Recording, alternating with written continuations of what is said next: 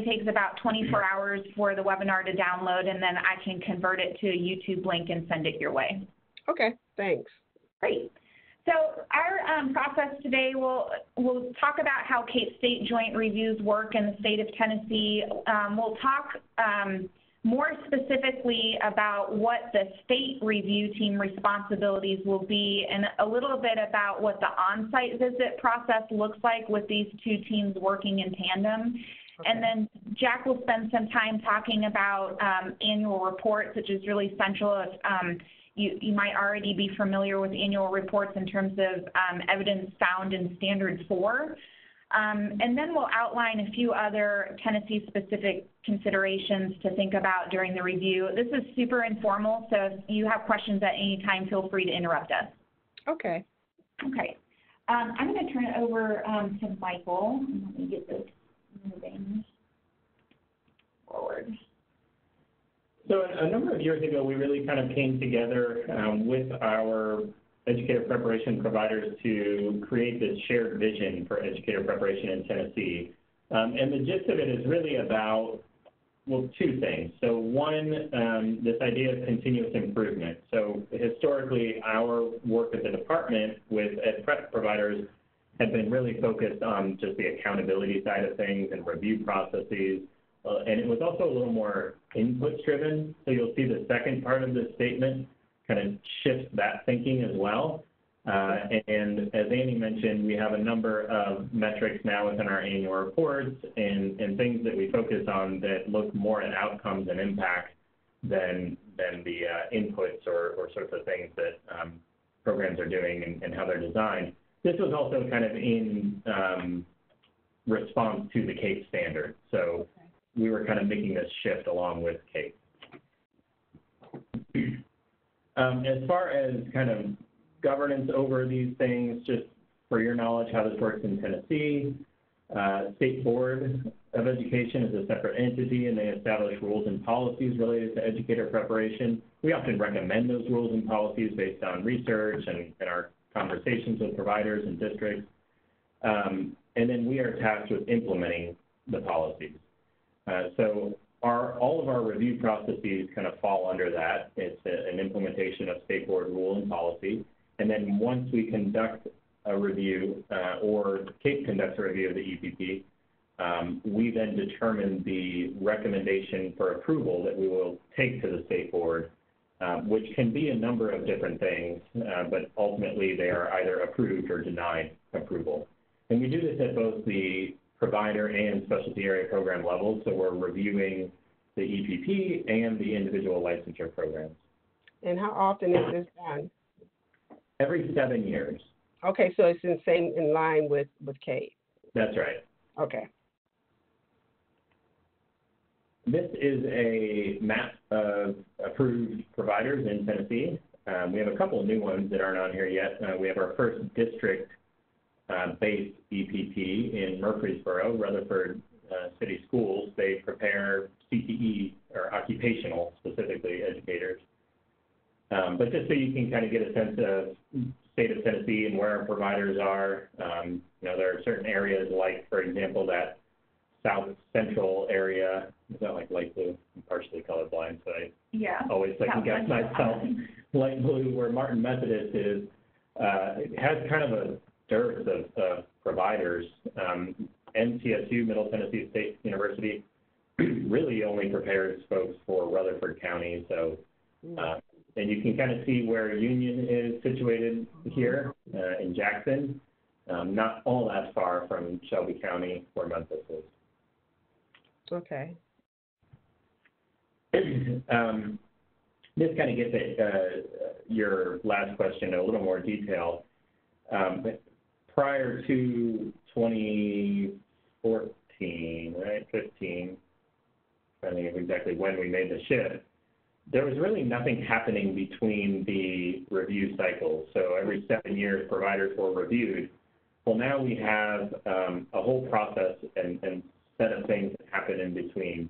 And this kind of just outlines the stage of initial approval. So an aspiring provider, which, by the way, we're getting a lot more of in Tennessee, they first apply to our office, and then we have a back and forth iterative process with them for revisions.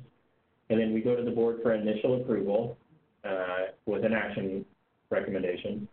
And then the first full approval review happens within 3 to 5 years after initial approval. And then at that point, the EPP will have generated some data as part of our annual reports. And then the full approval review will result in another recommendation to the board. And then they'll fall in the regular cycle of comprehensive reviews and annual reporting. Okay. This gives you a kind of more detailed overview of the difference between the state-only managed review and the CAEP state joint review. I don't remember if we have oh, there it is, right there at the top. So about 40% of our EPPs go through a state-managed process. 60% go through the CAEP state joint review. Many of those EPPs that go through the CAEP process do so because they're public institutions that receive some additional funding through our quality assurance funding formula that our Higher Education Commission manages. And so that's kind of an incentive for them to go through it. Okay, so the 40 and 60, there's no overlap, so there's not some who's doing both. That's right. Now, they are all technically called state approved because, as we'll get to in just a moment, even when CAEP does a review, even when we have a joint review, the state has the ultimate authority over approval status. Okay. So that second row, in state-only managed reviews, there's one team assigned to the EPP and the SAPs. So there's one single team from Tennessee of peer reviewers that are trained to review the provider and the licensure programs. In a CAEP state joint review, there's a CAEP team, as you know, obviously, that is assigned to review the provider, and then a state team assigned to review the specialty area programs. Okay. Under a state-managed review, the state team conducts an off-site review of all the standards and programs, generates formative feedback report, and reads the addendum prior to the on-site visit. And that is quite similar in a CAEP state joint review, where the state team is doing the same thing, but just with the programs. Okay. And then, you know, on-site reviews include interviews with stakeholders, just like they do in a CAEP review. And then in the CAEP state joint review, there's always been kind of an interesting relationship between the CAEP review team and the state review team. Oftentimes, they work very closely together. There may be information that's gathered by one team or the other team, and the other team kind of benefits from that information for the purpose of their whatever they're responsible for reviewing in that review. Mm-hmm. And then both review types result in a final report and then ultimately a state board approval recommendation. Okay. Oh, one other thing, Michael, too, and as you know, Diane, Jennifer Nelson was appointed by us as a CAEP-trained national reviewer, but will serve as our state team lead. You've already kept her on correspondence throughout this process. We thank you for doing that. She'll be the one who leads our state team, and we'll talk about this in a bit more detail shortly, but she'll be one of either 3 or 4 members on the state review team leading the review of those programs. Okay. So roles and responsibilities for joint reviews. So state facilitators, 1 to 2 members of our office will accompany the review team. That is to support with a number of things. One is just to be there to provide any contextual information from Tennessee that might be useful, and also to kind of monitor and assist the state team in making progress on their review requirements. Okay. There is that state review team lead, which has to be a trained CAEP reviewer from Tennessee. They'll be placed on a CAEP team and assigned a standard. And they lead the state team in reviewing the specialty area programs. And then the state review team is comprised of 3 to 4 trained reviewers appointed by us, who've been trained by us, and they kind of go through this process outlined here to ultimately generate a final report for each specialty area program that the EPP offers. Okay.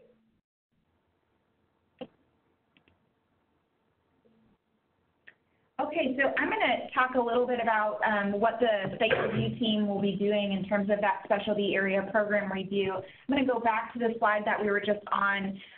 With Jennifer already appointed as state lead, we're actively, in fact, we've confirmed at least 2 other individuals that will serve on that review team, and I'm working with Jennifer and have a call set up with her in the next couple of weeks to talk about what the expectations are in regards to the review. So they'll go through these stages right here.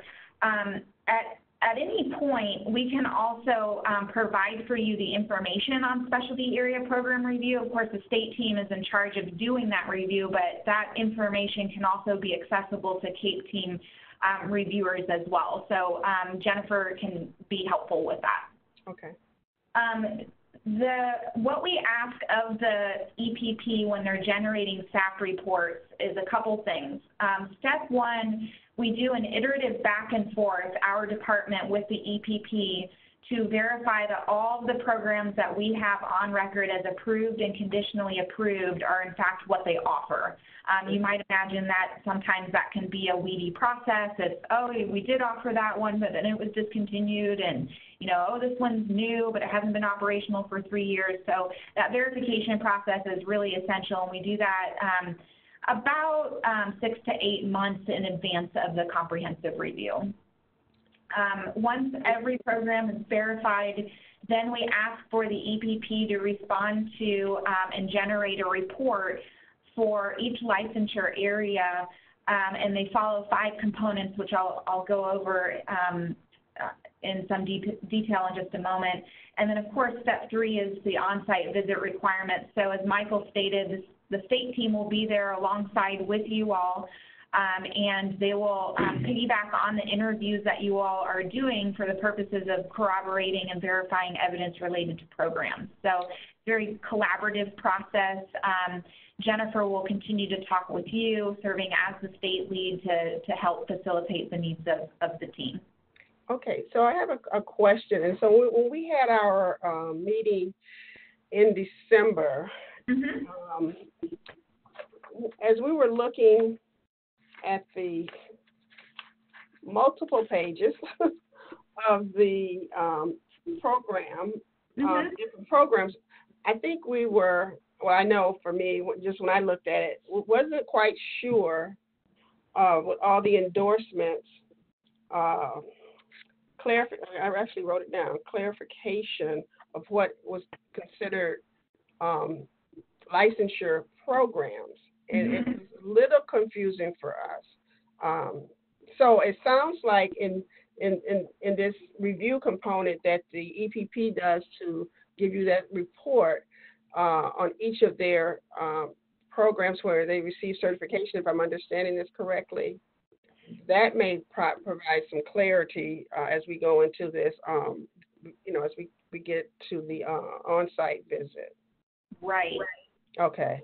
So what might be helpful is, since we've completed this verification process with Union already, I can send to you the programs that the state team will actually be reviewing, and those are all of the initial licensure programs. So if that's helpful to know specifically what the state team is reviewing. Michael, you could help me here with advanced level programs. So we do have some advanced level programs that are reviewed by the state review team with some exceptions. Yeah,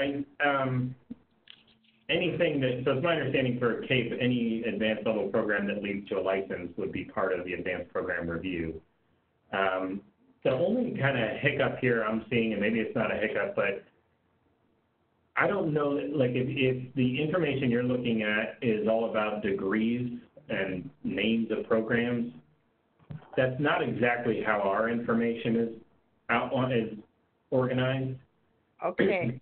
Yeah, because, I mean, when I look at it, I see, the degree level, initial, or advanced, but I'm looking at things. I see some that actually has like a master's or a BA, but a lot of them says endorsement.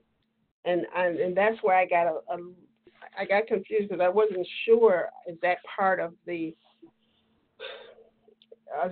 programs that we're looking at and reviewing. It's because and an endorsement, and I think she did clarify. Are endorsements in Tennessee the same thing as license? Yeah, that's pretty much a synonymous term. Okay, because in South Carolina and in other places, it's like it was considered add-ons. Gotcha.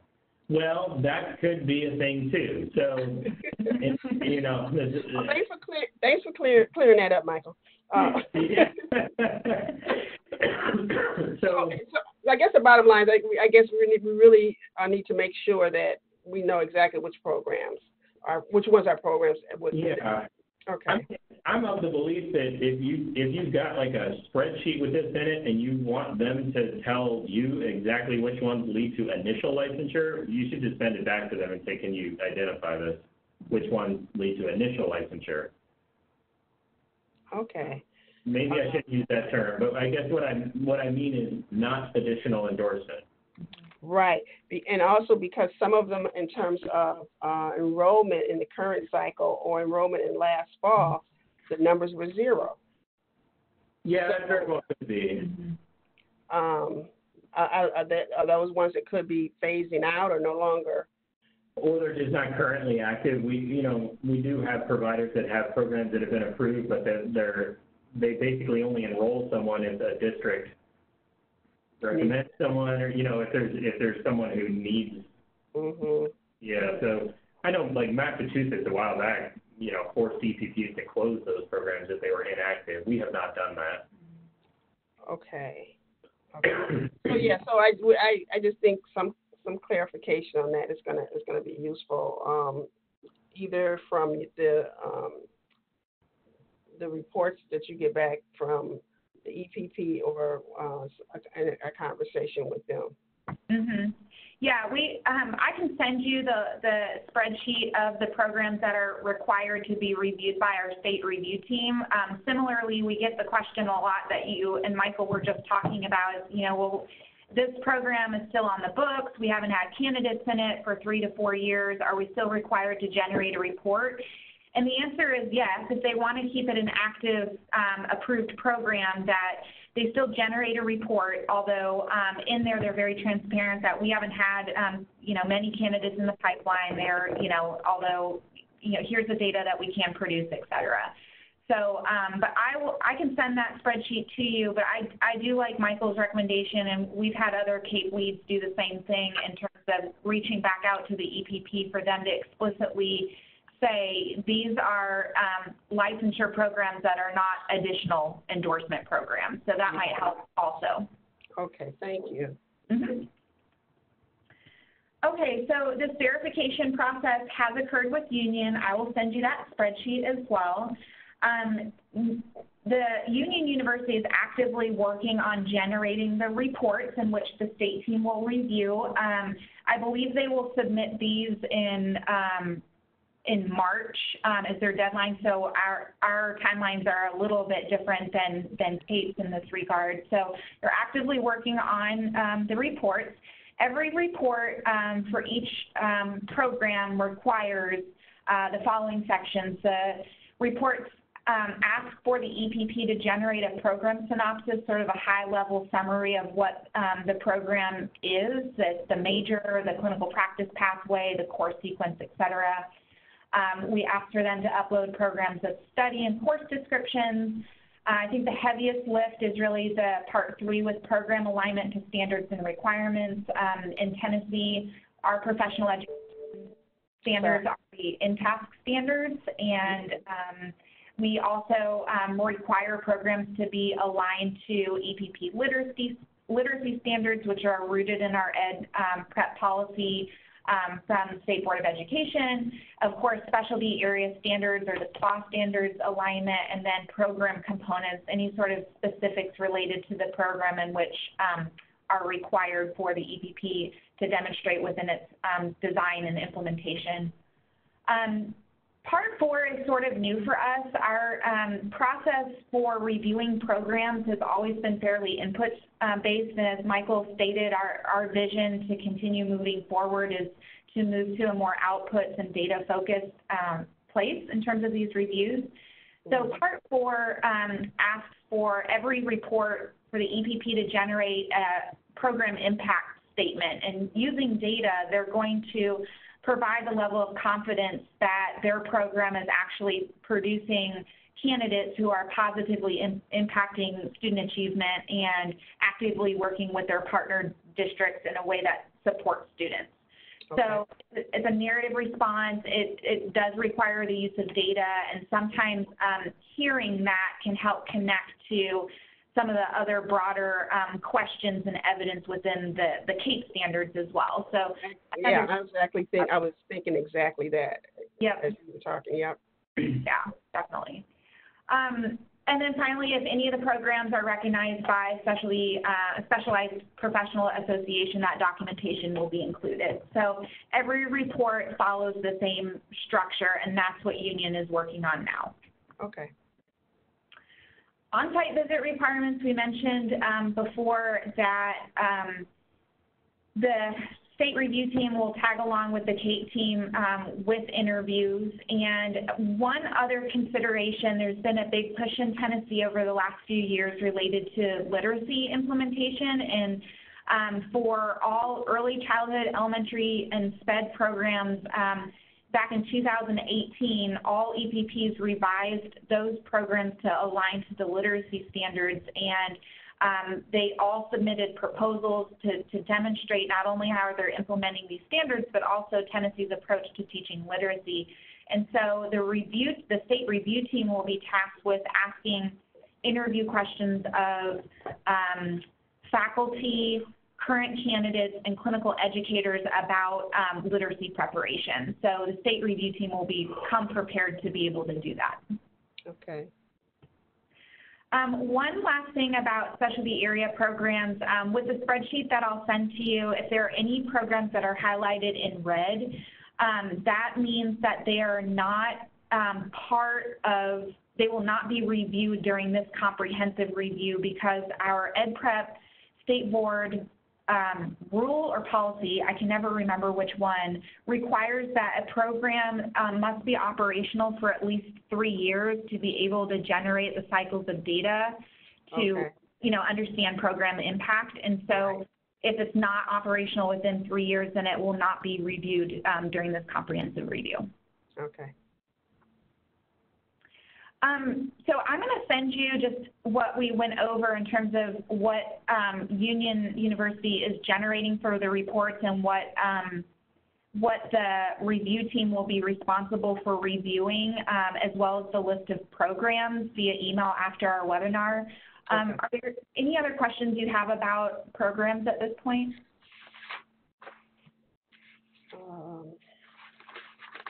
So one of the things that we generated after our meeting in December was just, everybody kind of looked at, what's still kind of hanging out there that we're not sure.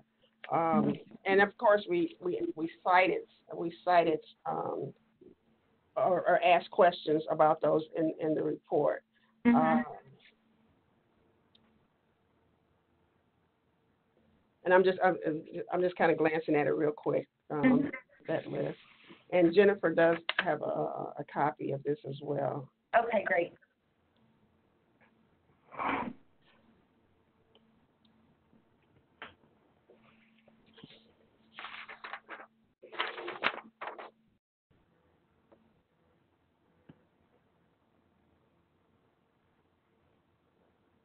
Okay, so about programs, it doesn't look like, other than sort of that big general one, which ones are licensure versus endorsement versus, add-on, additional endorsement. Clarification on add-on / endorsements are to be reviewed.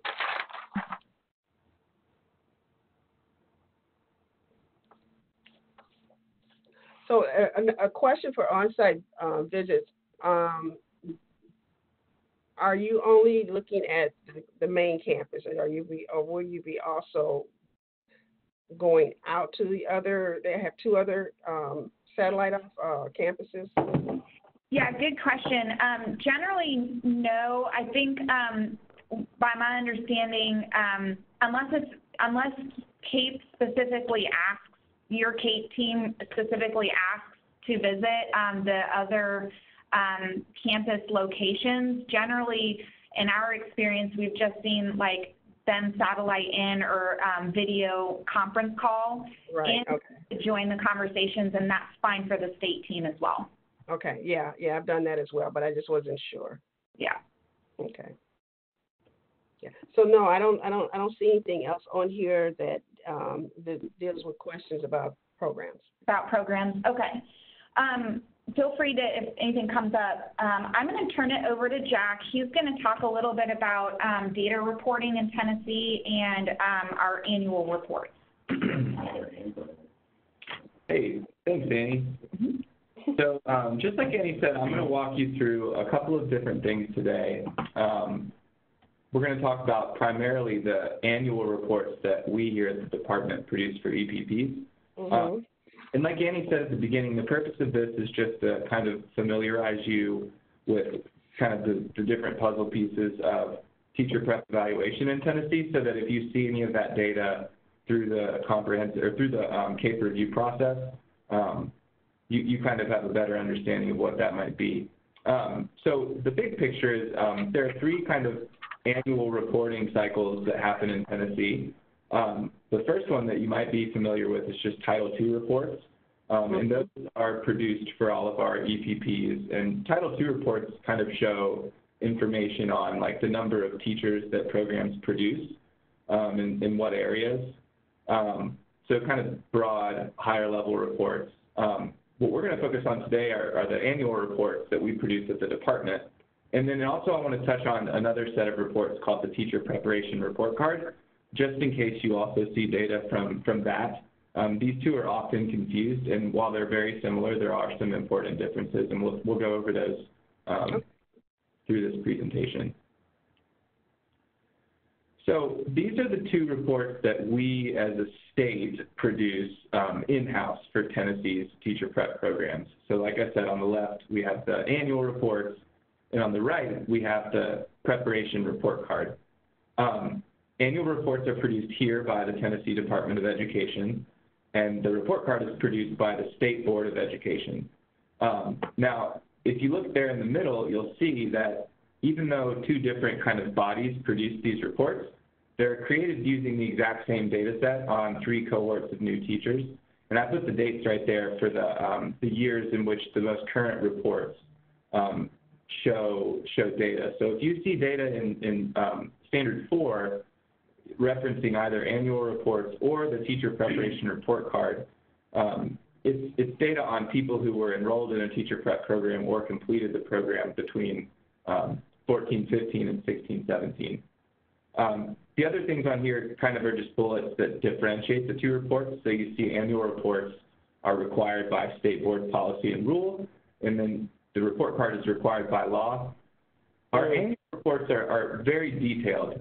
They're detailed, and they're also designed to foster the program approval process. So we use them for accountability, but also to help programs make improvements. The report card is a high-level report that doesn't get as into the weeds with the data, and it's available to the public and other stakeholders. So the audience for that is EPPs, maybe legislators, prospective teachers, and then the general public. Whereas the audience for the annual reports are really just EPPs, and the only EPPs have access to annual reports.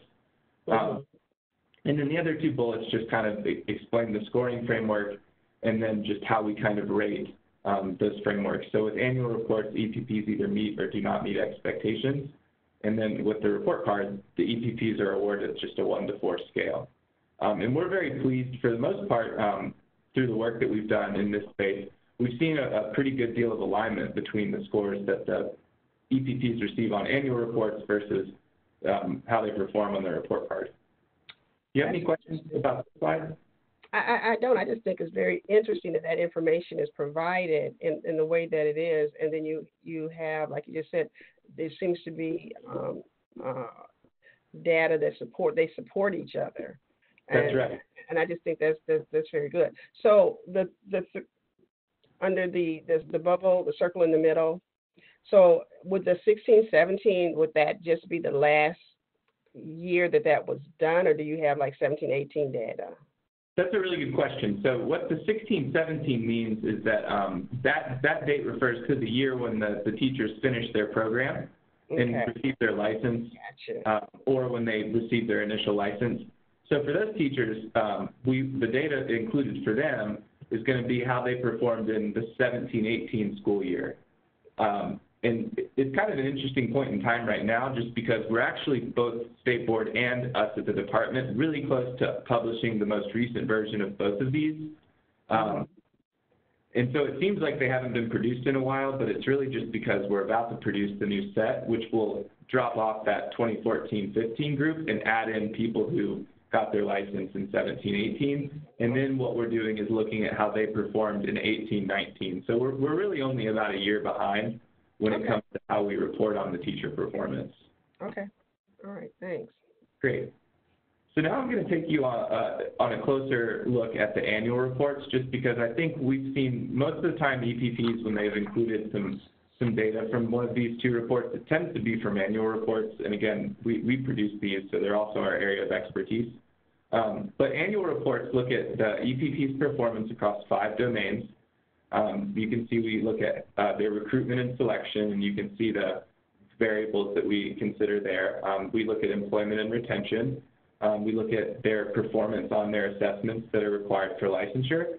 We look at some satisfaction data, and then the big thing that we look at is the effectiveness of the teacher once they enter the classroom. And we have 3 different measurements that we use in Tennessee to look at teacher effectiveness. And I'll give you a more in-depth dive into those here in just a second. Okay. Actually, I'll do it right now. So, there you go. So in Tennessee, we kind of have 3 measures that we use to assess how effective a teacher is. The first one here is the Tennessee Value Added Assessment System score, and that's what we call TVOS for short. And that's the growth score. A lot of states have some sort of growth score that they use to evaluate teachers, and so does Tennessee. And basically, it just measures the teacher's effect on the learning growth that their students have, using other similar students as a control to tell how much they should grow in a given year.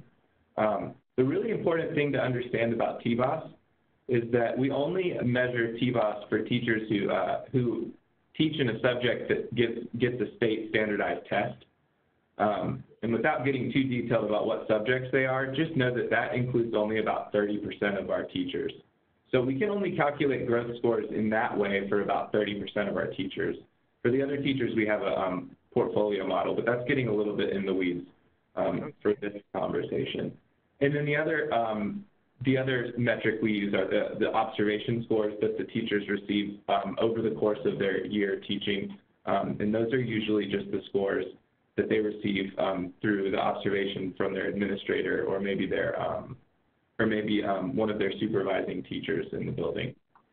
And then finally, what we do is for every teacher, we assign a summative level of effectiveness score. And each teacher gets one every year, and we give those on a 1 to 5 scale. And as I'll show you on this next slide, really the level of effectiveness score is some measure of like their growth score and their observation scores plus an additional measure. So this is how we calculate the level of effectiveness score. And you can see there's 2 scenarios. This one is for if a teacher teaches a state-tested subject area. So this one on the left is a teacher who teaches a state-tested subject, so they get TVOS. For that teacher, the growth measure is 35% of their LOE score. Over here, if you're not a state-tested teacher, the growth measure is only 15% of your level of effectiveness score. And then that's the only difference. For all other teachers, there's an achievement measure, and that's the to choose themselves. A lot of them choose like their graduation rate or students' standardized test scores. They get to choose. And then we also have observation scores. So you can see the LOE score, the majority of it is just the observation scores that the teacher receives.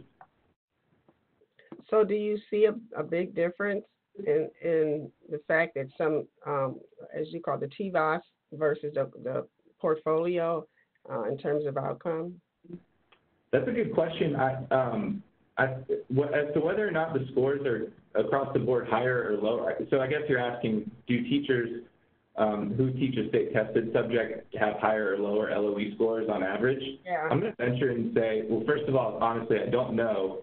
My guess would be no, just because we don't see a lot of, when it comes to LOE scores, we don't see a lot of spread in Tennessee. In other words, roughly 97% of our teachers get at least a level 3 on their LOE. Okay. So there may be small differences, but I'm not sure. And then that's out of 3, I mean, is that out of 4 or out of 5? Out of 5. So about 97% get at least a 3. Okay. In other words, only about 3% of teachers get the 2 lowest possible LOE ratings. Okay. Okay, so now we'll take a closer look. Now that I've given you kind of an overview of how we rate teachers and their effectiveness, we'll just take a closer look at the actual annual reports themselves. Annual reports are split into 2 pieces, the performance report and the insights tool. The performance report is tied to accountability, and these are used in between that 7-year review cycle that Annie spoke about as a way to kind of measure EPP performance without having to wait 7 years to come and check in to see how the program is doing. And the insights tool is tied to the continuous improvement component. And as you'll see, the insights tool allows EPPs to really take a deep dive into their data. So again, performance report informs the program approval recommendations made during our comprehensive review cycle that Annie spoke about. EPPs that fall below expectations on the performance report for two consecutive years must undergo an interim review. And as you'll see here in a second, the performance report has some key metrics that we've identified for accountability purposes, and also we've identified some specific thresholds to let us know if a provider has met expectations on the performance report. Okay. So this is like what a performance report looks like. So every EPP can log in and see this portion of the annual reports. You can see they have an overall level of performance, and this EPP met expectations. And then here's the 5 domains that I talked about earlier that we measure. So candidate recruitment and selection, employment or retention, assessment, satisfaction, which we're still working to score completely right now. Okay. Last one, completer effectiveness. And you can see this EPP met expectations on all of them. Well, go back one, if you can, go back for a second. So even though you have the overall performance is meet expectation, but the domain 4 is not there, that's because you haven't done that yet. Yes, that's correct. So in Tennessee, we do measure some level of completer satisfaction. We're just still kind of working to build out a good way to measure employer satisfaction, and then we also are working out a way to kind of incorporate some data we do have on partner satisfaction. Okay. But that's a good question you asked, because it reminded me that, so to meet expectations overall, all the EPPs have to meet on domain 5, and that's the one that looks at their TVOS, their LOE, and their observation scores. If an EPP doesn't meet expectations on domain 5, they don't meet overall. Okay. So what's one under meet expectation? Is it either you meet or you don't, or are there levels? You either meet here or you don't. Okay. So this is domain 1. It just kind of shows you what it would look like if you were to click on the circle for domain 1. You can see here that all of those metrics that we measure, so admissions assessment, GPA, the percentage of candidates prepared in high needs endorsements, so on and so forth. And then right down here, I know it's a little small, but you can actually see the expectation, or that threshold that we've set. So this says candidates belonging to underrepresented racial or ethnic groups represent at least 22% of the cohort. And then it gets cut off here, but it should say, or the percentage of those students has increased. So that's our expectation, that the number, or the percentage of underrepresented racial and ethnic groups represents 22% of the cohort, or you've made improvements. If you can see here, this EPP has made a small amount of growth from 3% to 4.6%, and since they showed that growth, actually, I'm sorry, from 3% to 6.4%. Since they showed that growth, they met expectations on this on this domain. Okay. And then so here's the one that I mentioned that all of them must meet, which is it's domain 5, completer effectiveness. And you can see the LOE scores, TBOS, and observation. You see right here, this provider actually didn't meet on TBOS, but they met on the other two, and so therefore they did meet overall for that domain. And you can see down here, percentage of the expectation for TBOS is that the percentage of completers with a score of 3 or higher meets or exceeds the state average. And in this case, they just had a percentage that was a little bit below the state average for TBOS. Okay. And then real quick, I'll show you the Insights tool. I'm not sure if you'll see that there's much data from the Insights tool, although it'd be great if you did, because again, we hope that EPPs are using this to kind of make changes and show the improvements that they've already made. But this is the exact same 5 domains that you just looked at, but disaggregated at multiple different levels. And so what EPPs can do here is like look at that domain 1, recruitment and selection, and then look at it by endorsement area, by subject, by specific stats, or by types of clinical practice. Mm-hmm. And so this is kind of a dashboard view of what that looks like. So up at the top, here's the 3-year values. We're looking at domain 5, so effectiveness and impact for all teachers. And you can see right here, they can see like the distribution of like actual level 1 teachers, of actual level 2 teachers, so on and so forth. So an EPP could look at this and say, well, and this is kind of what you can see here when we break it out by subject area. An EPP could say, oh, we're performing below average on math. So less of our teachers with the math endorsement are getting a 3+, and then they can kind of use that to make some changes at the program level to hopefully prepare more effective math teachers. Do you ever, well, you probably use the data to look at from year to year to see if that changes. Say for math, if math has been consistent for 3 or 4 years, is there anything there that talks about what their plans are to increase, or is that are you just looking at the numbers at this point? Well, that's a great question. To be frank, I think a lot of what we do at the department is just look at that performance report just because it's a bear just to produce this. It takes a long time to make this, and I think, we would also like to take our list of best practices when it comes to improving in these areas from our EPPs, rather than kind of tell them what they need to do. But to your point, we probably, I think in the future, would like to sit down and look program by program and look and see who's made improvements in what areas, because not all of our EPPs are living and dying by the Insights tool, but we are slowly having them adopt it more, and I think you'll see that hopefully in the review period, or through the review process, the CAEP review process. So again, on this page, so the red red triangles pointing down means they from that I see that from the line they've gone down versus gone up. Oh, that's another thing. I'm sorry, I should have provided more clarification there. So that black line, I believe, is the state average, and then the red just indicates that they're below the state average. So this doesn't show whether they've improved or declined. It just shows in that single year whether they were above or below the average. Okay. So to look at across time, like improvements or decline, you'd have to do a bit of manual work. But it is definitely possible through the Insights tool. Okay. And then just as a short reminder at the end of this, all of these metrics that we've set, the expectations, were done so through consultation with an Educator Preparation Working Group that we have, and that's comprised of stakeholders, EPP, faculty, and district members, just to make sure that everything that we're asking of our EPPs is like agreed upon by the actual practitioners and EPPs themselves. And that's a group that we meet with multiple times each year, just to make sure that we're still on the right track. Okay. I think some states may be a little envious, but this is great. Well, thank you. I can't take any of the credit for it. Michael, especially, is probably the one who all the credit is due to, because he's been here since before this existed and was the first person, I think, to kind of produce it. But I can say that I know we're proud of it, and there definitely are states that that are interested in this work. Yeah. Okay.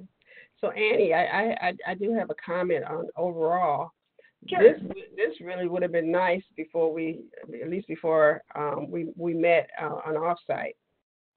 Yeah, I'm glad you said that, Diane, because this is a fairly new process that we have developed for CAEP leads. We've always done somewhat of an orientation, but not really as detailed as we are trying to be.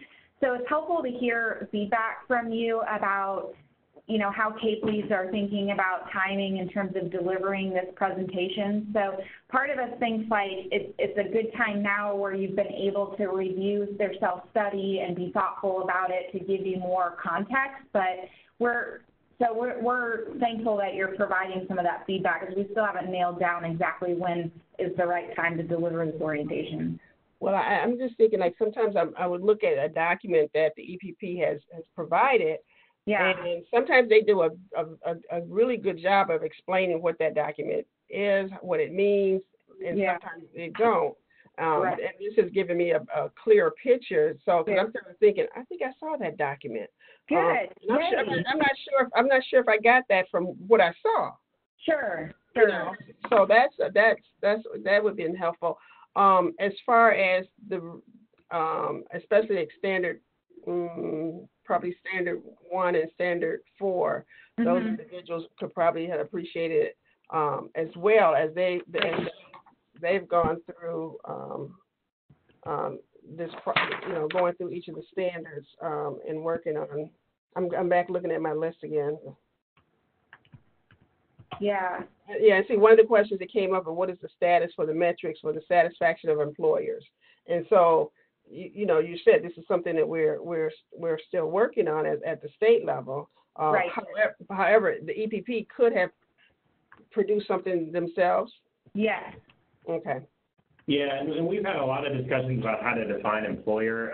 The way that what we've landed on is that it's the principal, and our approach to districts is more about partnership at kind of a higher level, but they may also have presented information from a primary partnership inventory survey that we supported with, and then that's probably fine too. The questions were probably less about the quality of candidates and more about the quality of the partnership. Okay. Like again, I look forward to actually to because I'm one of those visual and hands-on kind of people. And kind of go back, and then what I probably will do as I get a better understanding, then share with the rest of the team. But I may what's the word I'm looking for? Make it a little bit more specific as we knowing what some of the things that we're still looking for. Yeah, that makes sense. One other thing, I can't remember if Jack mentioned this already, but since there's going to be at least 1, maybe 2 facilitators on site, we can't obviously provide entire access to annual reports to CAEP teams, but the state facilitator would be able to pull up these reports at any time. Like you mentioned, there may be screenshots or references to data. So if there's any need for the CAEP team to see this, we'll be able to support you with that. Okay. We have just a couple other slides, and we'll wind up our conversation today. Other Tennessee specifics, you mentioned Standard 1 and Standard 4, definitely places that we see connections to the information we've presented today. Also within Standard 2, there's been a big push in our state over the last few years in terms of developing primary partnerships. And what that means is that all EPPs are required to develop a primary partnership with at least one school district. And they've worked very hard to develop agreements that focus on things like candidate selection, roles and responsibilities of clinical mentors, depth and breadth of clinical experiences, and so forth. And so if you hear primary partnership or state-recognized partnerships as part of Standard 2, then you'll know that that's an area of focus from our state. Okay, okay.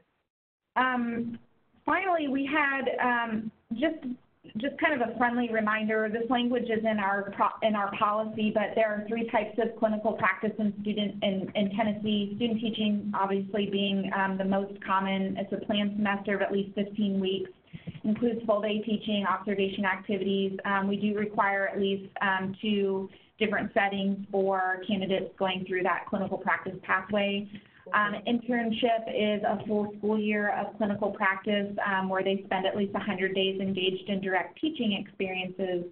And then probably the lesser-known job-embedded pathway, which is when the candidates are serving as full-time teacher of record, but they're enrolled in and receive training through an approved EPP. Okay, so question, go back if you don't mind, yes. So is your student teaching the sort of the last thing if you're in the traditional programs that they would do, or is it the internship, or are those, well, I know they're 2 separate things. I guess I'm not sure how. Like when they take place? Yeah. Yeah. Yeah, so generally the EPP has field experiences first, right? And then either they have a pathway where candidates complete clinical education either through student teaching or through an internship or, a whole different pathway altogether, job embedded. Okay. So it's not like they're, well, I understand job embedded is sort of alternative, right? But the student teaching and the internship, those are 2 separate things. They don't go through both of them. That's right. Okay, and then the job embedded is that like a teacher? What is it? Teach for America? Yeah, kind of. The job embedded obviously means they can serve as a teacher of record. So what has to happen on the front end? These folks would already hold a graduate degree in the content area, or they would have passed the required content assessment, and their preparation program is primarily focused on pedagogical training. Okay. All right. And again, it helps because the job embedded kept showing up, and it just wasn't clear exactly. But thank you. Yeah, that makes sense. I came from a state that didn't have job embedded either, so that was a learning curve for me as well. Okay, thanks. Well, we didn't finish this slide, but clinical mentor requirements. You do it from memory. According to the policy, and then you can kind of make up something real quick. First and tests are they have to be endorsed in the same area or a similar area. They have to have a, going back to Jack's explanation of overall level of effectiveness, LOE. They have to be a level 4 or 5 teacher, and they have to have, I believe, 3 years of qualifying experience. Okay. And that's for any mentor, any school, and again, school-based clinical mentor would be similar to a cooperating teacher. That's correct. Okay. And I think that's, I was, as I was going through this, I was thinking, man, if we had some a definition page that is, as we're trying to understand, as I'm trying to understand, because everybody's not, have the same background, but having done this as many years as I've done it, I'm thinking, okay, this is probably, but I always like to make sure. Sure. Yeah, and if it's helpful, I can include a link to our Ed Prep policy in which this language is laid out just for your reference. Okay. All right, so our last slide here, we mentioned again earlier in the presentation that there's been a big focus on literacy. We had literacy standards. Tennessee is a state that does not follow Common Core. We have our own student academic standards specific to Tennessee. EPP literacy standards were approved by the State Board of Education in 2017 for all initial licensure areas. So there's a whole separate policy that we have that lay out the standards.